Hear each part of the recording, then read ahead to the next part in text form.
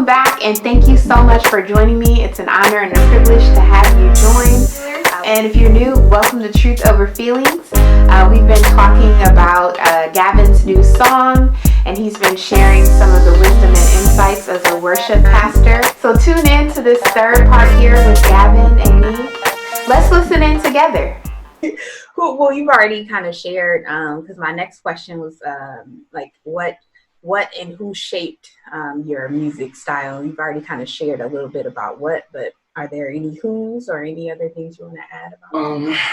The first person I think that will come to mind, well, the first people that would come to mind is my family, because I grew up in a very, very musical family on both sides, to be honest, but more on my dad's side. So there's 3 generations of men, like in a family quartet group that I grew up with. And so I grew up singing hymns out of the Red Hymn Book, and then quartet music was Black gospel quartet. So my grandfather and his brothers started this group called the Fantastic Heavenly Five years and years and years and years and years ago. And so I'm the 3rd generation of that group. And so yeah, that's where I learned how to sing harmonies. That's where I learned how to be on a stage and sing and communicate in that way.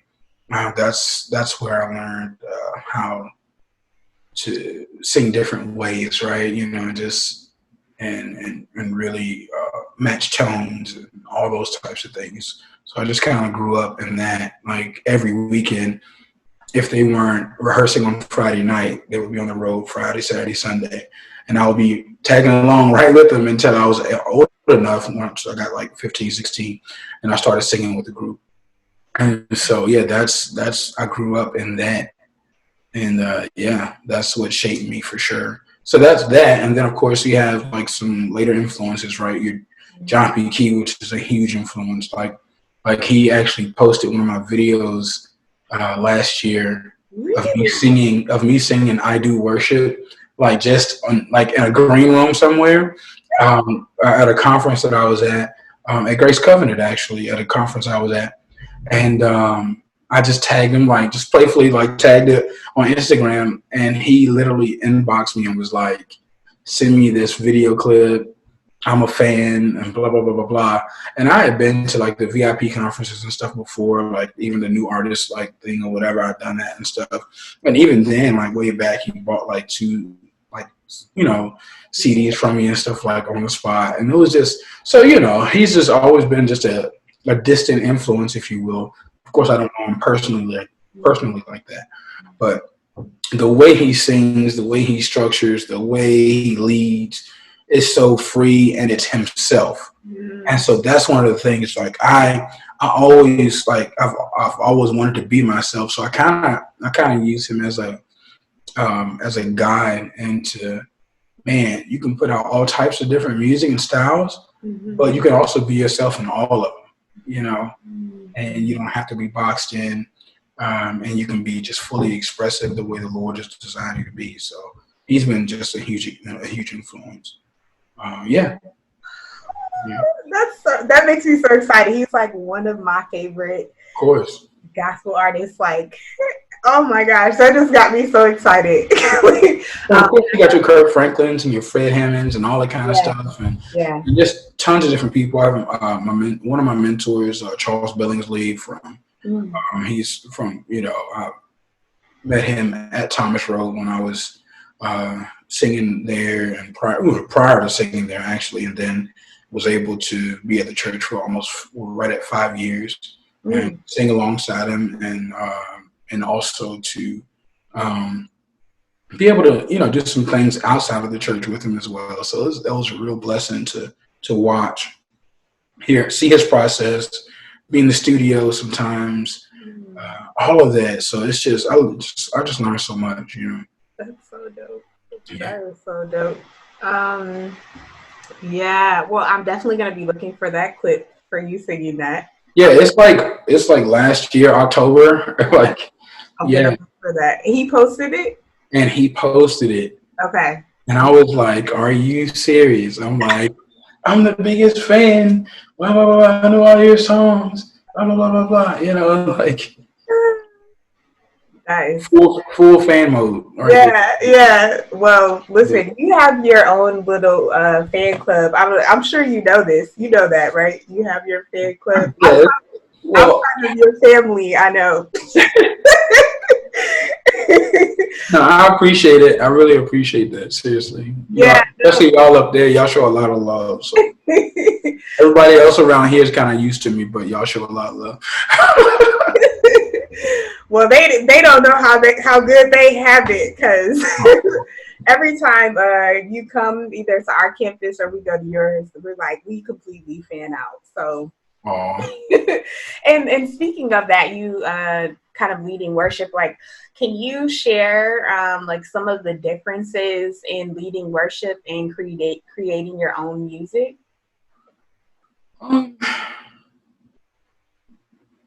I see. So, well, in leading worship, the difference, right? You know, in leading worship, you're reproducing something that's been done, right? And you're trying to, especially within the church, right?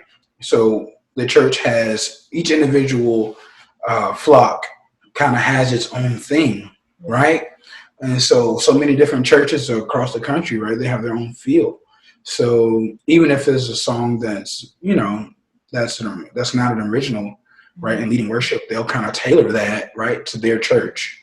Yeah. You see what I'm saying? Tailor the feel of it. So some people got these real big ballads, and then all of a sudden you'll see somebody just doing it with like an acoustic and a cajon or something like that. You know, something very broken down to fit the vibe of that church, or or change the key to where it's just like, you turn graves into gardens instead of instead of screaming out. You see what I'm saying? Like, that's just one example, right? You know, it's just because that's just how the mode of the church is, I guess.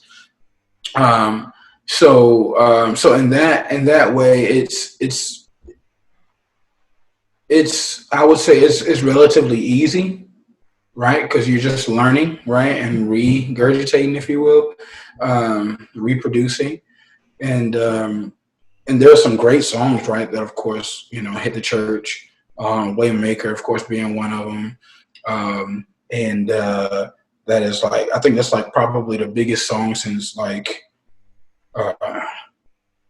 what is it? It was a Chris Tomlin tune. How Great Is Our God? Yeah. It's probably the biggest song since then. And you see what I'm saying? So certain songs like that, those are kind of songs that you want to keep and just kind of stay on. But then you have the other side where it's like original music, right? Where it's just like, man, this is hearing from the Lord concerning, with original music, you're hearing from the Lord, and prayerfully, a lot of times it's coming from the Lord's influence in the main pastor. You see what I'm saying? And so again, through the message, and then you're singing a specific song or a specific heart's cry based on your relationship with the flock. You see what I'm saying? Based on your relationship with the congregation, you're singing something that's a collective heart's cry, and a collective focus from what the pastor is hearing from the Lord. And so I see that as more intimate, and I desire that more. I will say that. Yeah. Okay, well, because I was just getting ready to ask, like, does one give you more joy? We're talking about feelings here. Does one give you more joy? So you're saying that the leading worship gives kind of that more intimacy, and is that what you're Well, I would say leading worship with original music written for the people that you're leading worship in front of. Yeah. Okay. Yeah. Got it. That makes sense. Of course, as worship leaders, you're pointing people to Christ. That's what it is. It's not necessarily singing, but it's pointing people to Christ. And so, and I just believe that it can become just even more intimate as as we do that while hearing Rhema, like now a word from the Lord, like very specifically concerning that flock. I think about when I'm leading worship, I do think about like those, people who are battling with cancer, right? That I'm looking at and singing, you know what I mean? Like, you see what I'm saying? I think about the broken marriage or the wayward child, within the congregation that I'm singing to. Yeah. You see what I'm saying? And so those are a lot of times as I'm focusing on Christ and thinking like, I believe that the Lord is just like showing, hey, this is the encouragement and admonition, like the admonishment and wisdom that you can share to this congregation specifically. You see what I'm saying? So, yeah. Yeah, well, no, that makes total sense because I'm being on the receiving end of that. I can testify. So, Awesome. is any of it more challenging emotionally, like doing the live leading worship versus kind of creating your own music and maybe being in a studio setting? Is anyone more challenging emotionally, or is that like not a thing? Well, I mean, I would say it would probably be more challenging, not being in front of people, because there's, of course, a thing where you feed. It's a conversation. It's it's like a relationship, with the people that you're leading, and a conversation that you all are having, or at least a destination that you're trying to reach together, right? And so you're working together to honor the Lord, just during that time of worship through singing and prayer and all of those types of things, and praise and all of that. So, so I would say it would be more challenging in the studio for me. Like when I'm singing a song, when I'm writing a song, I'm like, oh man, this would be very encouraging to this person or that person or this or that. This would be like a great way to remember this precept, from the Bible or whatever. And it's catchy, and it's you see what I'm saying, or and I can be expressive in this way. It could be this sound or that sound. You know what I mean? So yeah. Okay, thanks. So another question about you as being a worship pastor. Have you had any challenges with people who may kind of audition but couldn't really sing? I think about some of my friends, and they just, they see and listen. I am one of those, like, in the background, choir. My dad says solo, you can't hear. Right. And so, like, I'm curious to know, because, when we're friends and, people have the heart of worship, The heart. That is joyful. joyful. Yes, but, the sound may not be as beautiful. How do you speak truth and love in that? Well, I mean, I at least I think in the beginning, I dealt with some of that, and what I would do is then, of course, because I have two places, if you will, to put people. So we have a collective choir, at our campus, and so then out of the choir, not separated from the choir, but out of the choir comes our praise team singers, and so like the choir is kind of like your first stop. And so some people are just choir, and they know they're just choir. And the people who aren't, prayerfully, because a precedent has been set, they don't audition at all. And the reason I say they're like, okay, well, they're looking for a certain quality, and they provide a certain quality, and I realistically know that I'm not there. So I'm going to gracefully bow out of that desire and decide to serve somewhere else and continue to worship, from the congregation. So, so Pray that, like, Lord, let it do to them. well, no, and I do pray, for the Lord to send the right people. Yeah. Yeah. Because the thing for me was, when I first got to our campus almost 6 years ago, which is crazy. When I first got there, it was a little scarce. Things were a little scarce and things were a little kind of all over the place. And I remember getting discouraged because I was like, all right, I got to make this work. I got to do this. I got to do this. I got to do that. And I got to put this together and I got to make sure it's quality and blah, blah, blah, blah. And I said, and I never forget, the Lord said, well, I'm just kind of waiting for you to take your hands off of it, to be honest. Like, you know what I'm saying?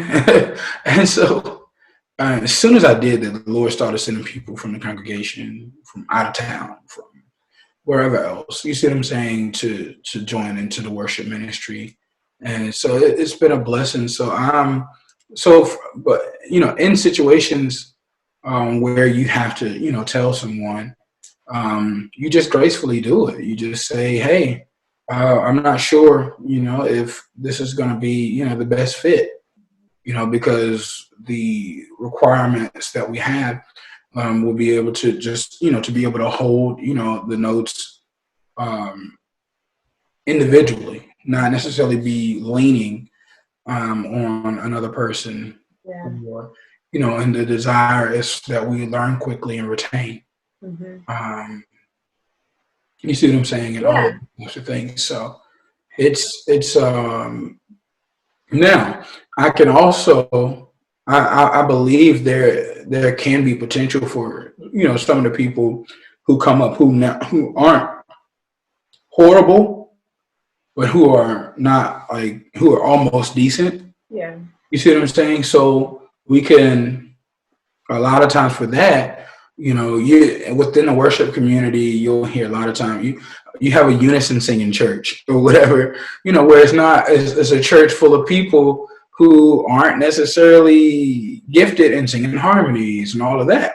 But you give them the main melody, they can sing the main melody because it's so memorable, right? You have to have an ear to hear harmony. Mm-hmm. But for main melody stuff, a lot of times, most people can sing a basic main melody. Mm-hmm. So for that person, I put them on main melody within the choir, which means sing what I sing.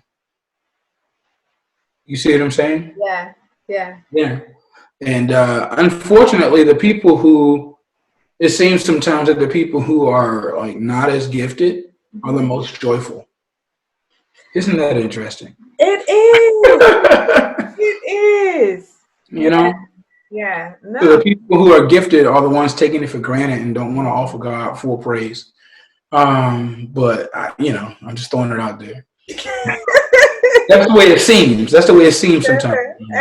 No. Thank you for sharing that and indulging my question about Hope you've been enjoying our conversation. Don't forget to like, comment, and subscribe. We want to make sure that you're catching those notifications. So tune in. That subscription button is right below.